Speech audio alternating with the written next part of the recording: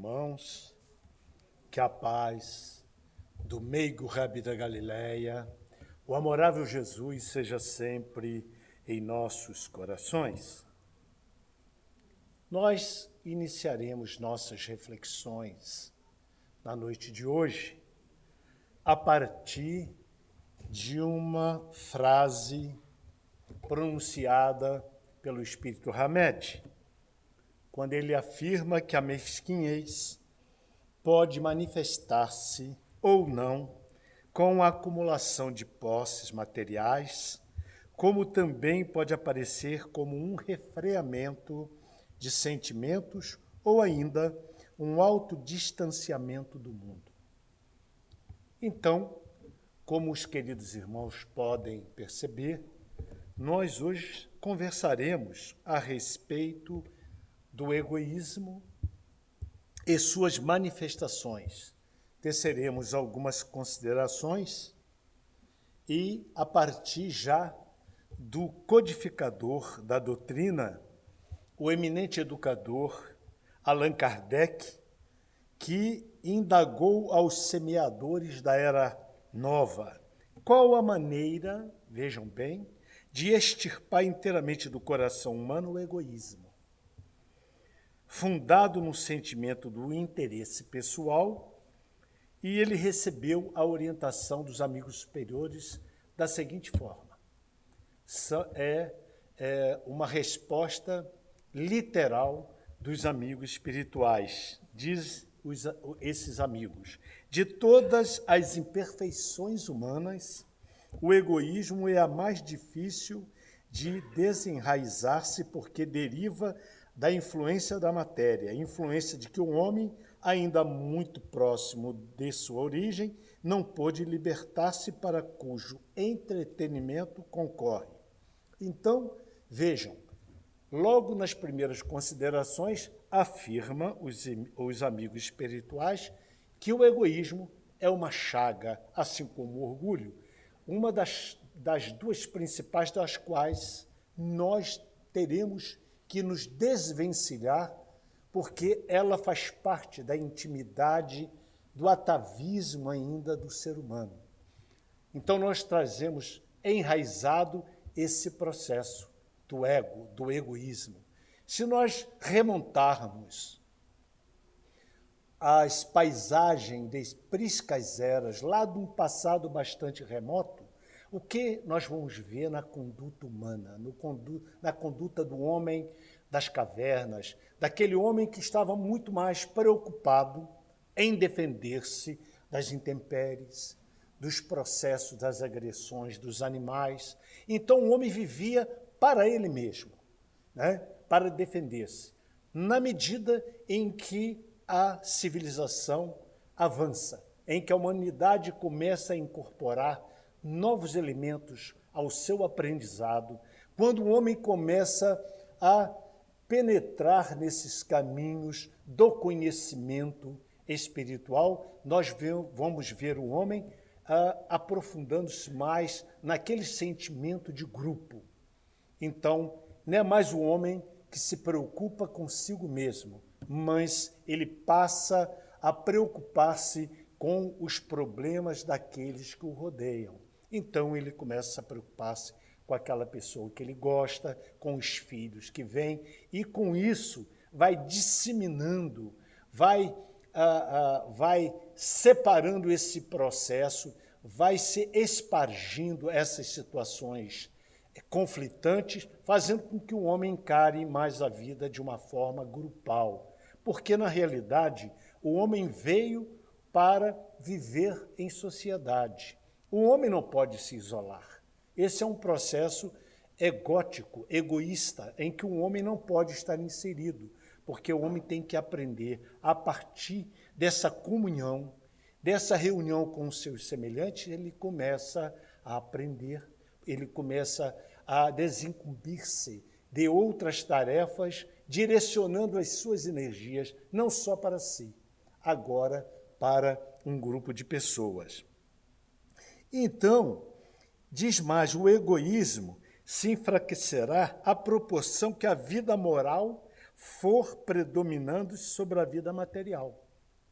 Então, enquanto nós estivermos ligados aos processos do chamamento do mundo de Mamon, como denomina o Evangelho, o mundo material que predomina ainda fortemente nas entranhas do ser humano, ele se distancia naturalmente do processo que o levará à felicidade, porque ele desconhece, ele se desinteressa dos problemas do mundo espiritual, que é a sua verdadeira origem, é a sua pátria, do qual um dia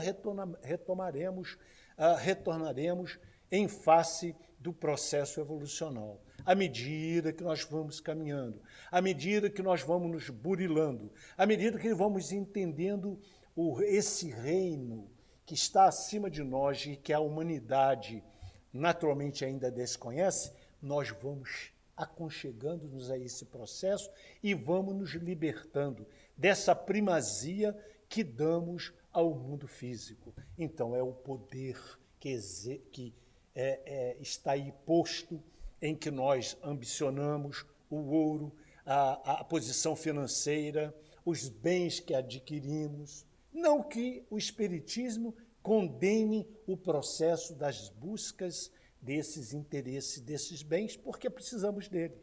Não podemos vivenciar naturalmente sem o dinheiro, sem o poder financeiro que ainda orienta este mundo e que mal repartimos, porque consideramos-nos dono deste processo, quando na realidade afirmam-nos os espíritos amigos que somos apenas depositários. Hoje detentores de grandes fortunas, mas quem poderá nos afirmar que essa fortuna não poderá fugir das nossas mãos mais adiante? Portanto, precisamos entender que essa posse do mundo são posses transitórias e que a posse definitiva e que nos perfilará para adquirirmos uma situação melhor é aquela em que nós temos que desenvolver a nossa transformação moral, a nossa reforma íntima, portanto, o nosso burilamento. Então, a vida material, ela é transitória, precisamos dela porque o planeta escola, chamado Terra, exige de cada um de nós esse aprendizado, mas nós aprendemos também no plano espiritual, do qual chegaremos um dia definitivamente, sem necessitarmos das rodas giratórias, dos processos reencarnatórios. Portanto, nós um dia definitivamente habitaremos a esses processos superiores. Entretanto, um dos obstáculos reais está no processo da avareza, ou seja, do egoísmo, que não deve ser entendido apenas como um defeito, porque defeito nós temos muitos defeitos ainda, mas, por outro lado, também temos muitas virtudes. Potencialmente somos virtuosos. Eu explico. Nossa paternidade é divina. Nós não podemos desmentir essa assertiva. Nossa destinação, portanto, deve ser também divina. Se Deus nos criou, criou com uma finalidade, com um objetivo. Será que Deus nos criou à toa? Nós estamos aqui como enfeites para olharmos um para o outro, nós temos reais objetivos a ser alcançados, compromissos adredemente estipulados no plano espiritual. Evidentemente, todos temos compromissos. Precisamos entender isso definitivamente. Não estamos aqui jogados ao léu, de uma forma descuidada. O plano espiritual trabalha dentro desse processo, nos preparam para que, ao adentrarmos no processo da carne outra vez, reencarnarmos outra vez, estejamos com uma situação delineada, processo já arregimentado no sentido de que possamos alcançar determinadas situações para que isso nos traga harmonia, tranquilidade e felicidade. Eu disse anteriormente, por que potencialmente? Porque, na realidade, dormita na intimidade de cada um de nós processos extraordinários, Quando nós nos olhamos, o espelho é daquela pessoa defeituosa, com restrições, e nós temos essas restrições, mas nós não podemos olvidar de que virtudes dormitam na nossa intimidade. Elas não são dadas, elas são colocadas dentro de nós no momento da nossa criação, e o Pai determina de que cada um deve trabalhar individualmente para ser feliz. E aí está o mérito. Não há graças indevidas, não há processos que nos beneficiem de uma forma gratuita, mas através do trabalho. E isso nos felicita bastante, porque nós não vamos ficar esperando, né, de uma forma eterna, aguardando a ação da providência divina, quando sabemos que de nós deve partir também essa cooperação. Se do lado de lá, do lado dos amigos superiores, esse atendimento fraterno é real, essa possibilidade de atendimento se produz, por outro lado, não podemos olvidar que a nossa parte, a nossa cooperação, ela deve ser dada para que esse processo se instale. Então, a avareza não deve ser entendida apenas como defeito ou uma falha humana a ser corrigida de forma compulsória, obrigatória, mas ser compreendida em sua origem mais profunda. Da onde vem este processo egótico, desse processo de egoísmo? Por que o ser humano tem esse desejo de ter as coisas só para si, só pensar em si mesmo? Isso tem uma origem. E nós já enunciamos, já no início das nossas reflexões, quando afirmamos que esse processo está na base da acumulação de bens materiais, refreamento dos nossos sentimentos e autodistanciamento do mundo, ou seja, nos isolarmos do mundo. Nós chegaremos lá e faremos comentários a respeito. Mas a falta de generosidade e a insensibilidade do ser humano em relação à necessidade do outro têm raízes, vejam bem, afirma nossa irmã Joana de Ângeles, numa defesa psicológica. Vamos começar a entender isso? Por que nós temos esse desejo irrefreado de termos só as coisas para nós em detrimento dos nossos semelhantes? Quantas vezes nós procuramos mandar para longe nossas dores, esconder os nossos conflitos, vejam bem, para o deserto da nossa solidão. Aliás, diz os amigos que esse processo, como defesa psicológica, é também uma forma inconsciente que nós fazemos, é uma defesa que nós utilizamos quando nós nos sentimos dentro desse processo, né?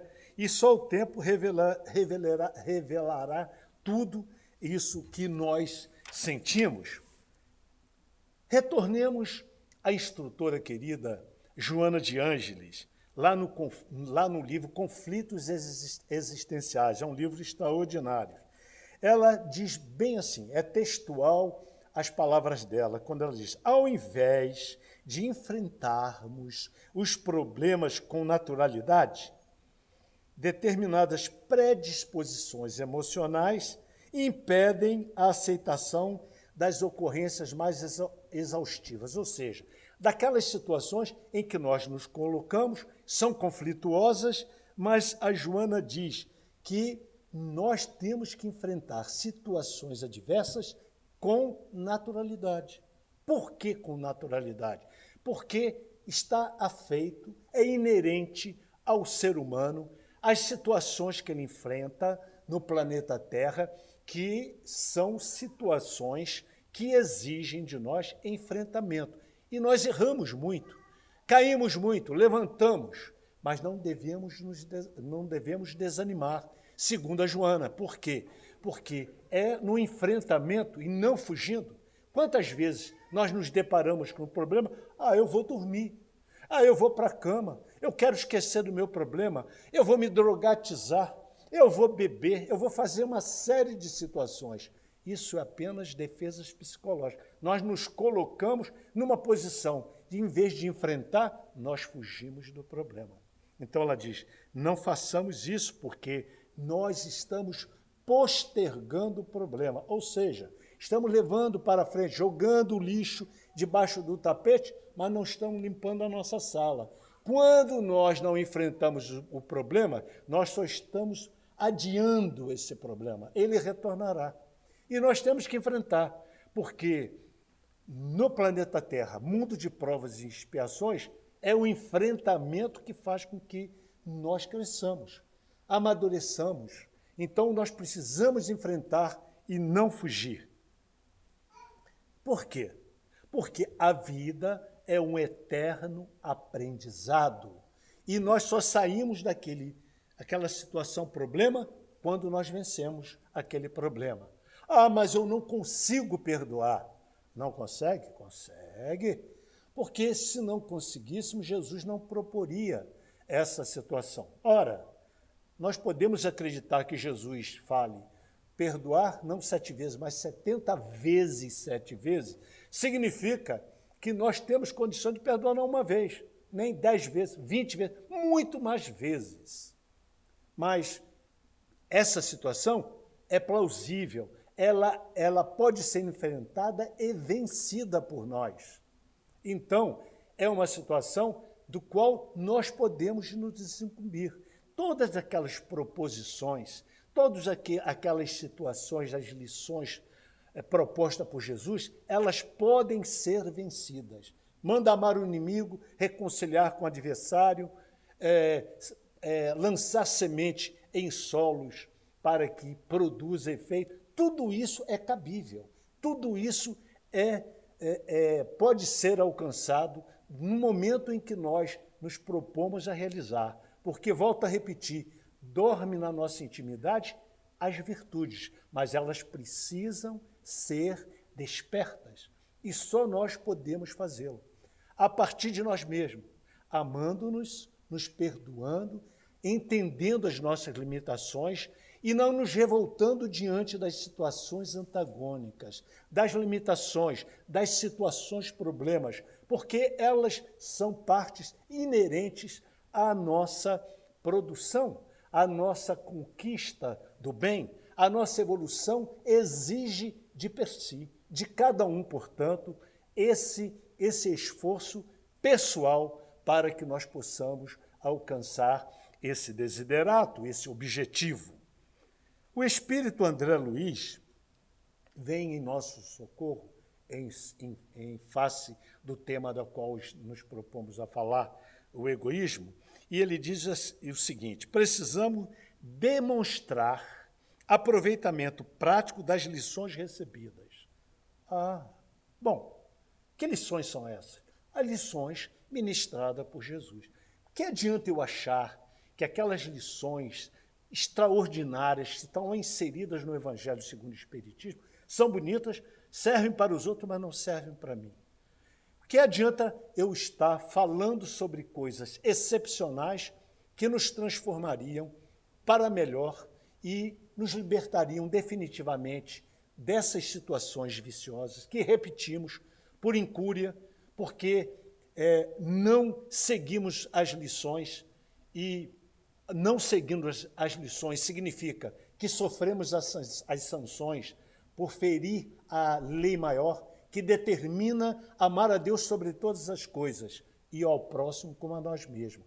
Por que temos que amar a Deus e ao próximo? Porque é o caminho. Por que não podemos nos isolar? Por que não aprendemos no isolamento? Nós precisamos viver em sociedade. Nós precisamos fazer, a partir da nossa constelação familiar, do nosso grupo familiar, uma harmonização. Dali se expande, se irradia para a nossa comunidade, para a nossa sociedade, para o nosso país, para o nosso mundo, porque o amor não tem fronteiras. Enquanto nós restringirmos nosso amor a um grupinho de pessoas da nossa conveniência, que é o nosso grupo familiar, nós não amaremos. Lembrem-se da lição imorredora de Jesus. Fazia ele as suas prédicas quando uma pessoa, na multidão, percebe a aproximação da sua mãe e dos seus irmãos e fala: Senhor, eis que se aproxima a sua mãe, os seus irmãos, as suas irmãs. E Jesus, num rasgo maravilhoso de lucidez, de amor, de uma lição extraordinária, diz: mas quem é minha mãe? Quem são meus irmãos? Quem é a minha irmã? Vejam, ele está dizendo para nós de forma clara: ame a todos de forma incondicional. Este é o amor que liberta, porque não se registra, não se fica fincado num mundo todo pequeno, num mundículo nosso, egoístico, mas um mundo que amplia as nossas relações. Enquanto amarmos aquele que nos ama, qual o mérito disso? Eu pergunto aos meus queridos irmãos. Nenhum mérito, porque amar aquele que nos ama, nenhum mérito. O grande mérito é amar aquele que não nos ama, que nos odeiam, que nos caluniam, que dizem ser os nossos inimigos. Aí está o grande mérito e a grande dificuldade que nós temos. Então, não basta saber apenas intelectualmente. Eu posso saber muitas coisas, ler muitas coisas, entender milhares de lições. Isso é aprender intelectualmente as informações aprendidas. Mas nós precisamos balizar o nosso comportamento nessas lições. Ou seja, meu comportamento deve estar concetâneo, deve estar dentro de uma sintonia daquilo que eu leio, daquilo que eu entendo, porque se o Evangelho diz que eu devo amar, eu não amo, se eu devo perdoar, eu não perdoo, mas alguém dirá, naturalmente, agora, fazendo suas reflexões, mas perdoar é muito difícil. É difícil no primeiro momento, mas o momento seguinte e outros, se formos convocados ao processo do perdão, o faremos sem nenhuma dificuldade. Mas isso primeiramente, precisamos nos curar. Como é que nós podemos amar a outrem se sequer nos amamos? Como é que nós podemos perdoar aos nossos semelhantes se sequer nós nos perdoamos os nossos pequenos erros? Então, precisamos primeiro nos olhar, nos amar, olhar no espelho e nos odiarmos, não gostarmos de nós mesmos. Como que nós vamos transportar harmonia, amor, perdão aos nossos semelhantes se nós estamos zangados, literalmente zangados conosco mesmo? Então, são as nossas atitudes, portanto, que demonstram que verdadeiramente já conseguimos assimilar dos conteúdos de aprendizagem a que nos submetemos ou pelos quais optamos adquirir. Então, eu sei muitas coisas, mas eu preciso, inevitavelmente, colocar em prática tudo aquilo que eu aprendi. Demos um passo em falso, caímos, e aí? Isso certamente nos possibilitou descobrir o que não sabíamos. Não vamos ficar chateados, não vamos sentar ali no caminho e começar a choramingar, chorar, porque eu errei. Errar, todos nós erraremos. O grande objetivo é não errar mais. Mas nós vamos nos deparar muitas vezes com erro. Quantas vezes nós nos prometemos dizendo assim, caímos num erro crasso e nós falamos, eu não caio mais nessa, nunca mais vou cair nessa situação. Eis que, passado alguns dias, nós lá caindo na mesma situação, fazendo as mesmas coisas, e ficamos perplexos, né? Nos debruçamos falando, mas como? Como eu consegui cair novamente nessa situação? Nada de desespero. Estamos aprendendo. Isso não significa que vamos ficar resignados, negligenciarmos nos processos de aprendizado. Simplesmente é um alerta para não cairmos. Mas se cairmos, quer dizer, eu preciso retomar a lição não apreendida. Vou agora fazer de novo. Por que nós estamos aqui no planeta Terra? Essa é uma indagação que devemos fazer. Por que eu sofro? Por que eu tenho limitação financeira? Por que eu não consigo ter filho? Porque, enfim, são questões que nós formulamos e ficamos sem resposta. Só a doutrina dos Espíritos nos fornece essas respostas. Paremos e reflexionemos. Vamos entender que a produção de tudo que estamos recolhendo agora é produção nossa. Está lá no passado. Um passado delituoso, um passado equivocado. Semeamos em terreno equivocado, estamos colhendo aquilo que plantamos. Ou não vamos colher? Temos que colher, é da lei. É da lei que nós colhemos. Ah, mas Deus castiga. Deus não castiga.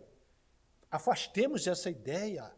Nós temos uma ideia absurda, às vezes. É uma coisa de um Deus antropomórfico, ou seja, Deus à semelhança do homem, que erra e que acerta. Deus só acerta. Deus nos criou. Então, afastemos essa ideia. O erro pertence ao ser humano.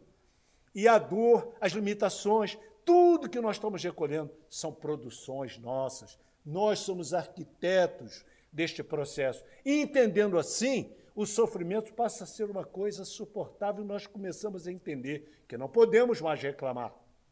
Sabe o que disse Jesus? Rejubilai-vos diante da dor, das dificuldades. Mas alguém poderá estar dizendo aí atrás, falando aí, mas que isso? Isso é uma heresia. Ele está falando uma coisa. Eu rejubilar da dor? Por que Jesus teria dito isso? Por uma questão simples. Porque o raciocínio que nós devemos fazer é dizer, chegou o momento de pagar os débitos. Chegou. Ou nós vamos postergar, nós vamos imaginar que tudo que nós fizemos, isso não vai ser cobrado? Claro que será cobrado. Nós seremos cobrados. Então, estamos recolhendo? Ótimo. E o presente, como é que fica?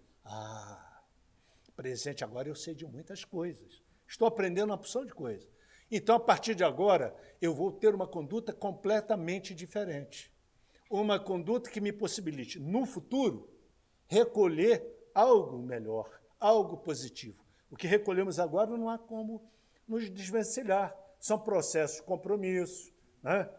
Que nós assumimos, que temos que fazer, pedimos muito, às vezes exageradamente, despropositadamente pedimos coisas que não podemos realizar, mas os espíritos não deixam. Eles dizem, não, espera aí, isso aqui é pesado, faça só isso, faça aquilo. E mesmo assim, quando chegamos ao mundo espiritual, eis-nos chegando cheio de explicações, de lamúrias, enfim, chegamos como indigentes espirituais. Não cumprimos de verdade os compromissos que nós assumimos. E aí, como é que fica? Retomamos de novo aqueles processos que vocês já conhecem, através do princípio extraordinário da reencarnação. Precisamos reencarnar. Vamos, voltamos, vamos, até que, num dado momento, vamos cansar desse processo e vamos pensar agora de uma forma mais racional, né? Vamos pensar, bom, vamos fazer as coisas certas. Não é assim no nosso mundo? Nós pensamos, às vezes, que o mundo espiritual é completamente diferente do mundo material. Nós somos cópias imperfeitas desse mundo espiritual. Nós somos essa cópia imperfeita. Tudo que existe aqui, existe lá, lá existe aqui. Então, em dimensões diferentes, sentindo de forma diferente, porque nós somos num corpo físico, percepções extrasensoriais, percepções que não podemos ter uma vez mergulhado no corpo físico, teremos lá no plano espiritual. Questões que não podemos responder agora, responderemos em relação às nossas vidas, lá teremos resposta. Mas a doutrina dos Espíritos nos elucida com muitas coisas mesmo. Então, todas as dificuldades que enfrentamos, lutas morais que travamos, são decorrentes da necessidade de aprendizado mais profundo e consistente. Se algo desagradável nos acontece 2 ou mais vezes, torna-se fundamental da nossa parte uma reflexão mais profunda, mais atenta. Vamos ler o entorno. A gente vê uma coisa ruim e fala, mas isso aqui não tem solução. Como que não tem solução? Imaginem nós acordarmos amanhã sem uma gotinha de esperança. Pararam para pensar nisso? Ninguém, olha, é terrível. Eu fico imaginando se eu não tivesse esperança com meus problemas de hoje. eu pudesse acordar amanhã e dizer, não vai ter solução? Vai ter solução. De uma forma ou de outra, alguém aparecerá na sua vida, Deus encaminhará de outras formas aquela solução e entendam que a dificuldade é sempre salutar, é altamente benéfica ao espírito encarnado, que precisa, sim, ser submetido a esses processos, porque a dureza ainda faz parte da nossa consistência espiritual. Precisamos ainda nos moralizar, precisamos nos reformar, e esse é o caminho que sinalizam os amigos espirituais. Mas retornemos àquele processo do egoísmo. Pessoas existem, entretanto, que somente se empenham com aquilo que lhe possa trazer imediatas satisfações. É claro que eu estou falando daquela pessoa egoísta. Ela só pensa em satisfazer a si mesma, né? São conhecidas como sovinas, isolam-se em si mesma, nada tem importância para elas, a não ser o seu interesse pessoal, que deve prevalecer acima dos interesses dos outros. É assim que funciona. Como alguém pode ser feliz assim? Porque que a felicidade não está em receber.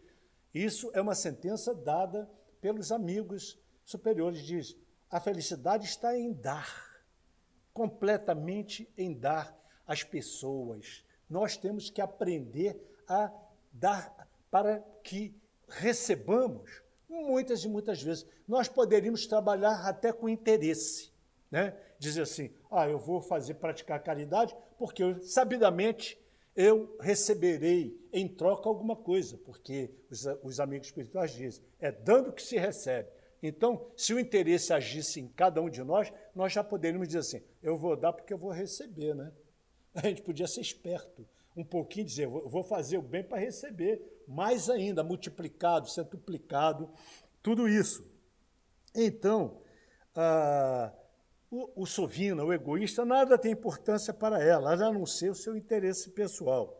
O espírito Hamed, no livro Renovando Atitudes, veja o que ele diz, leciona que a mesquinhez pode ou não manifestar-se sob 3 aspectos. Aquilo que nós falamos, com acumulação de posses materiais, com refreamento de sentimentos ou com autodistanciamento do mundo. Nós vamos a eles nos referir, tecendo pequenas considerações para que nós possamos entender de onde vem esse processo que nos torna tão mesquinhos.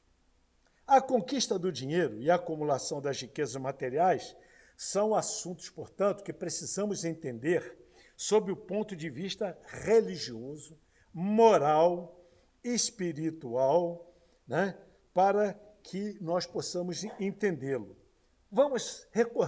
Recorramos a Kardec. Encontramos as respostas corretas dos espíritos, que nos orientam acerca do ganho honesto do dinheiro e do bom uso dos bens materiais acumulados. Vamos lá no livro dos Espíritos, o primeiro livro da codificação, lá pelos idos de 1857. Está na questão 811. Vejam bem do livro dos Espíritos. Os irmãos superiores revelam a Kardec que Kardec formulou uma pergunta a eles, e eles disseram que a igualdade, vejam bem, absoluta das riquezas não é possível. Porque muitos dizem assim, poxa, pelo sentimento egótico, egoísta das pessoas, que tal se todos dividissem a fortuna, toda a fortuna do mundo, fosse dividida igualmente entre todas as pessoas? Seria isso possível? Vejam bem. Isso não é possível, respondem os amigos espirituais, porque a isso se opõe a diversidade das faculdades, ou seja, talento que cada um tem, dom. Uns estudam, trabalham, se qualificam. Esses vão chegar a um ponto de ter riqueza, ter poder, ter tudo. Outros não querem, não estudam, não querem nada. Como é que alguém pode ter riqueza dividida em igualdade quando essa faculdade são diferentes em diferentes pessoas, não é verdade? Então, Kardec diz, os espíritos não são igualmente ricos por uma razão muito simples, é que não são igualmente inteligentes, ativos, laboriosos para adquirir, nem sóbrios e previdentes para conservar. Porque tem gente que tem dinheiro, mas o dinheiro, a fortuna sai entre os dedos, assim, porque não são sóbrios, não sabe conservar isso aqui. Então, nós temos que pensar nisso tudo, caracteres do homem, diversidade de faculdade. E, sobre isso, incide outros fatores. Querem ver? Vocês vão logo lembrar. Desigualdade na posse das riquezas, a herança familiar, a apropriação indébita, alguém que afana o dinheiro, roubo, os ganhos desonestos, a expoliação. Quanta gente se enriquece de forma indevida. Então, tudo isso contribui para que a humanidade não possa ter essa riqueza distribuída em igualdade. E mesmo que assim fosse, toda a riqueza do mundo, dividida em 7 bilhões de almas que estão aqui encarnadas, ninguém seria rico. Todos seriam até mais para pobre do que rico, muito mais para pobre. Porque a fortuna vem às mãos de um para que ele exercite e distribua, seja um depositário e distribua saiba repartir essa fortuna com as pessoas. E nós não fazemos isso. Então, vamos ainda a Kardec, lá no capítulo 16 do Evangelho segundo o Espiritismo, está lá, servir a Deus e a Mamon. E diz, os homens não são igualmente ricos por uma razão muito simples, é que não são igualmente inteligentes, ativos, laboriosos. A criatura egoísta isola-se em si mesma, nada tem importância para ela, senão a própria vida interior. Daí porque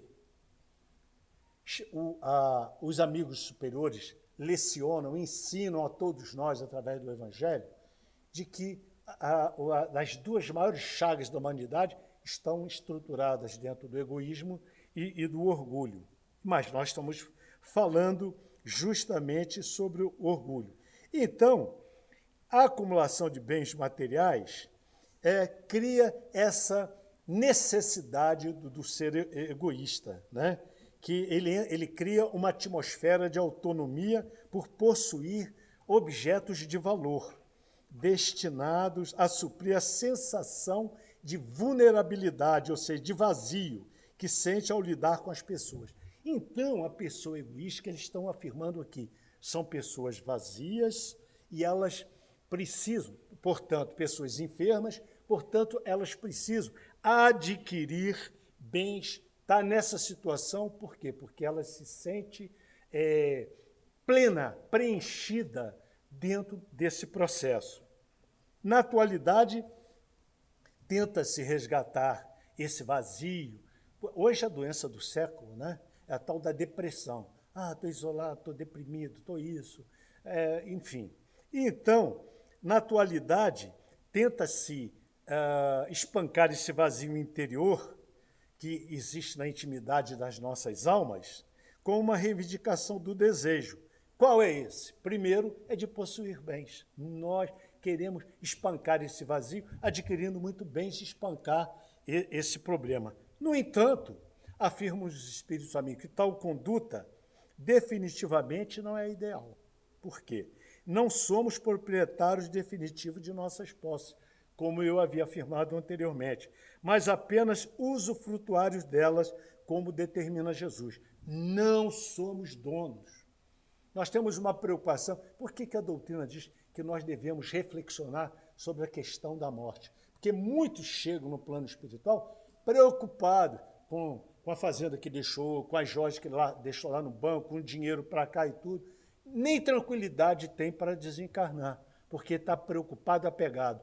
E esses seres, essas pessoas, esses irmãos que se encontram nessa situação, são irmãos que não encontram paz, tranquilidade no plano espiritual, né?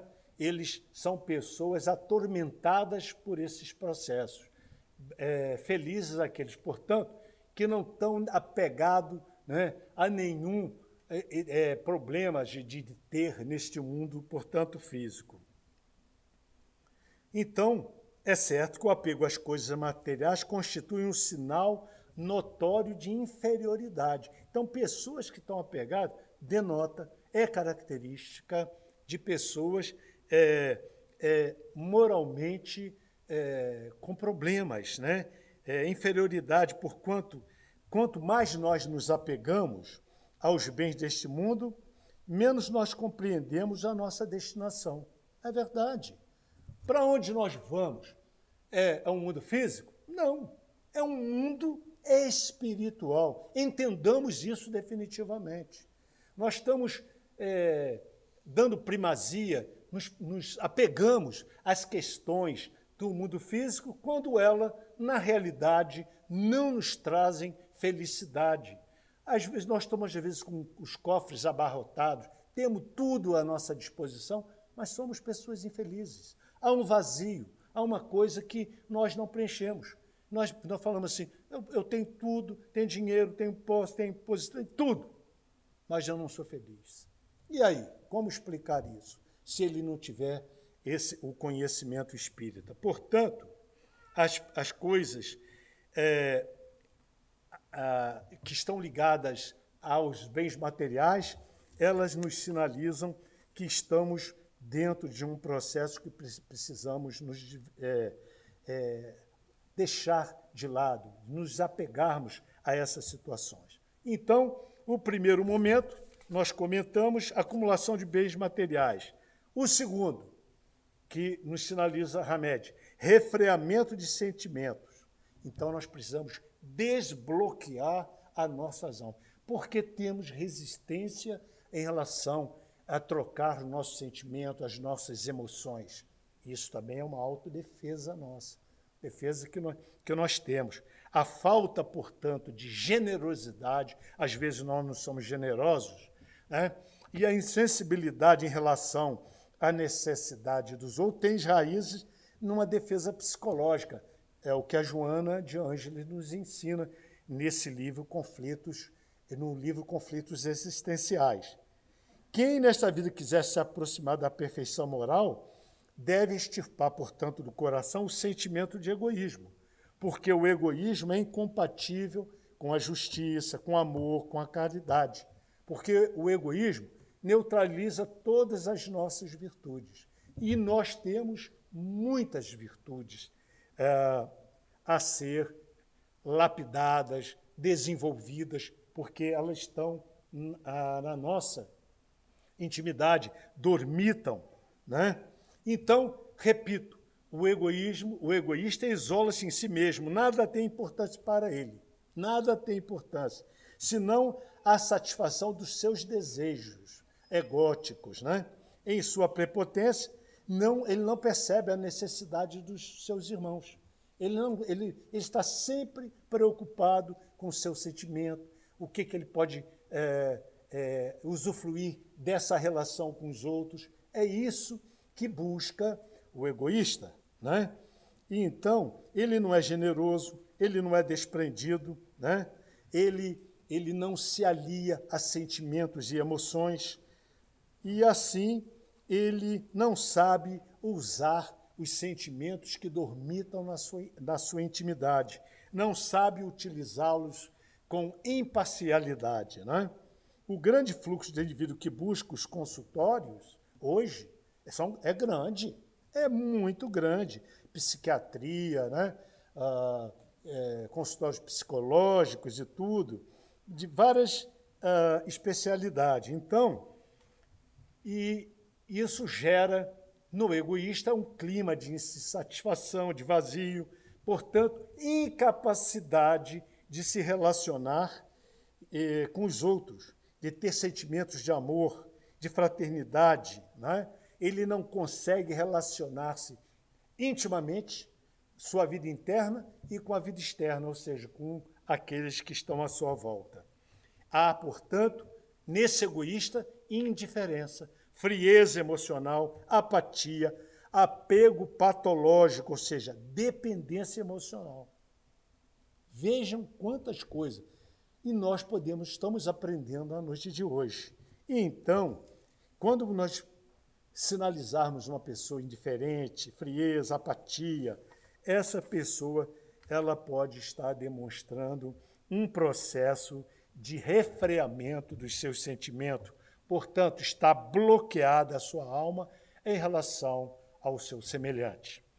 O terceiro aspecto diz respeito ao autodistanciamento do mundo e isolar-se.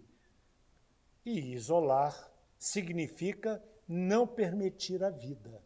Nós estamos permitindo a vida em nós, isolando? Há quem diga, diz assim, um mundo aí posto como está, e não está fácil, tá? Olhamos o que está acontecendo à nossa volta.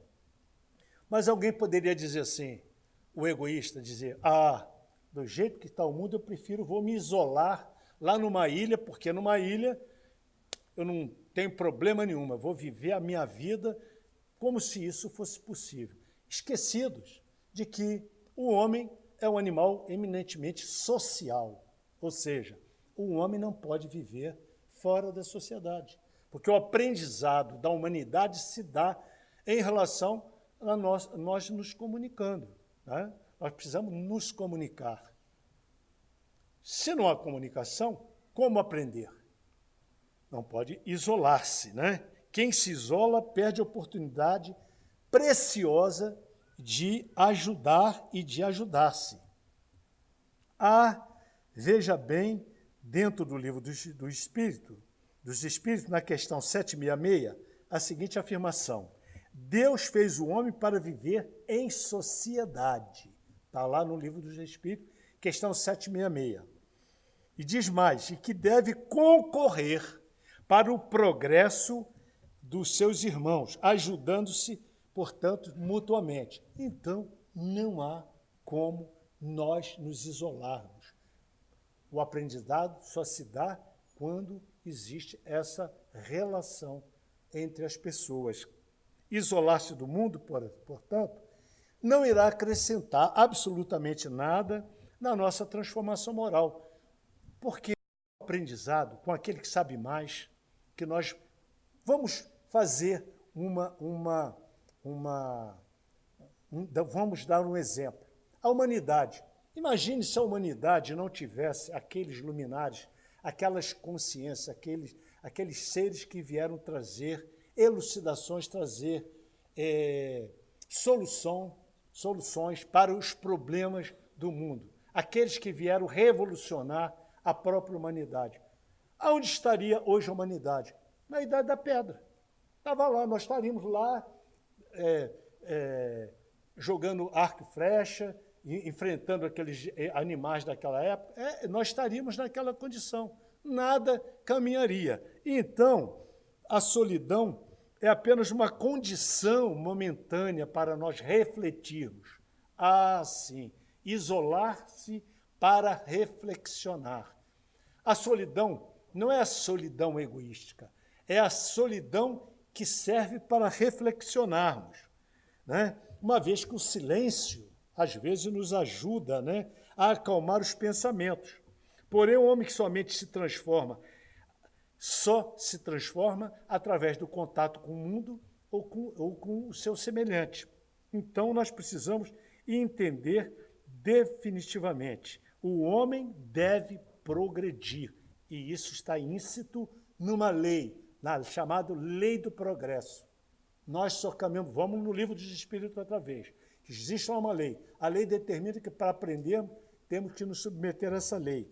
E essa lei chama-se lei do progresso. Sozinho, o homem não pode progredir. Ele não adquire as suas faculdades inatas isolado. É preciso contato com outros homens. No isolamento, ele se embrutece e se debilita. Resposta dada pelos Espíritos a Kardec na questão 768. Vejam bem, no isolamento, o homem se embrutece e se debilita. Portanto, o isolamento faz parecer que estamos livres das vicissitudes da vida. Nada mais enganoso, né? Quando, enfim, me reconheço em Deus, eu entro dentro deste processo do influxo do amor.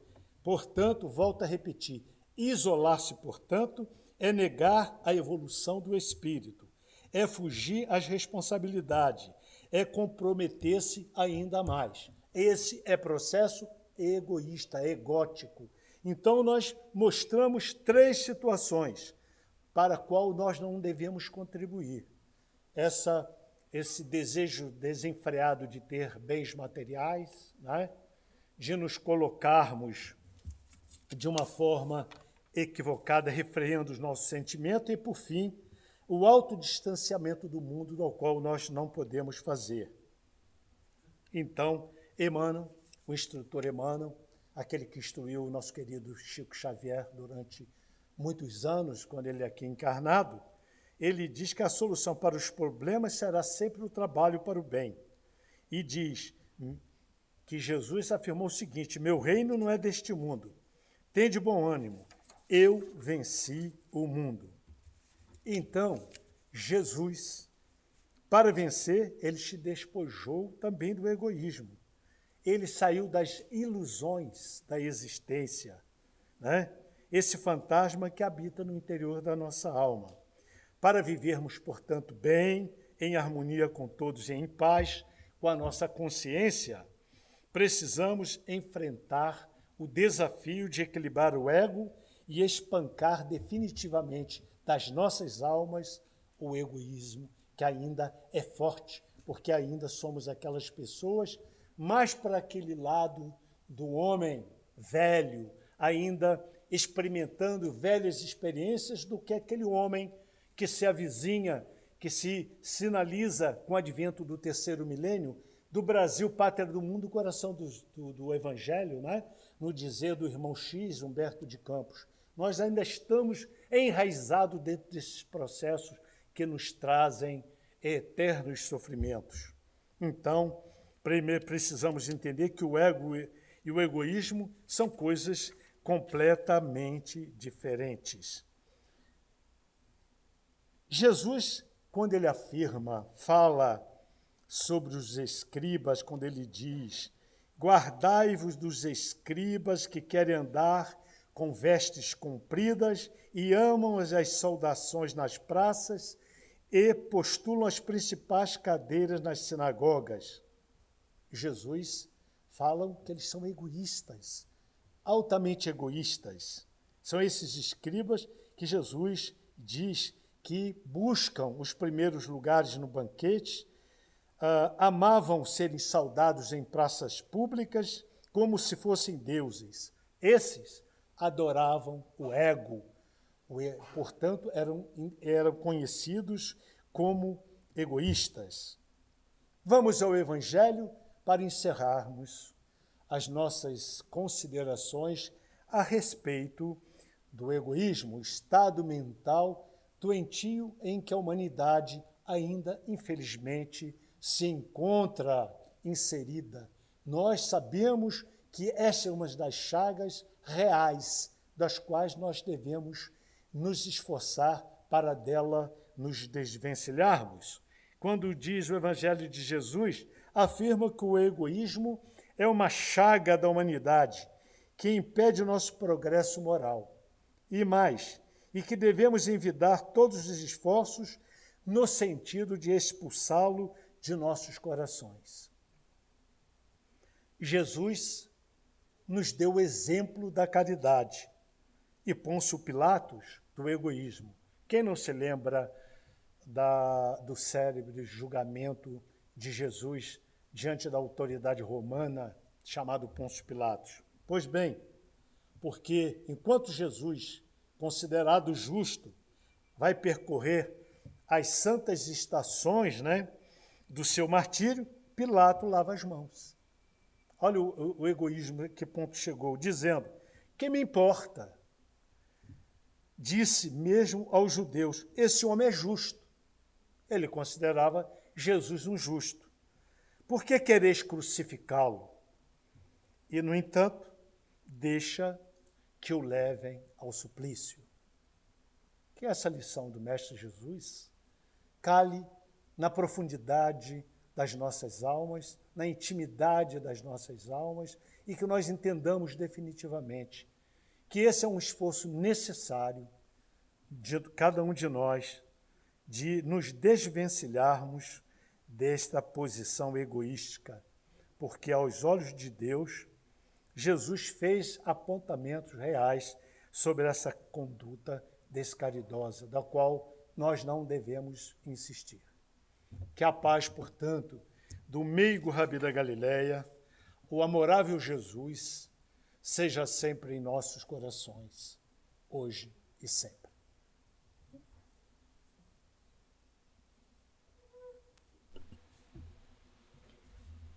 Agradecemos ao Sérgio pela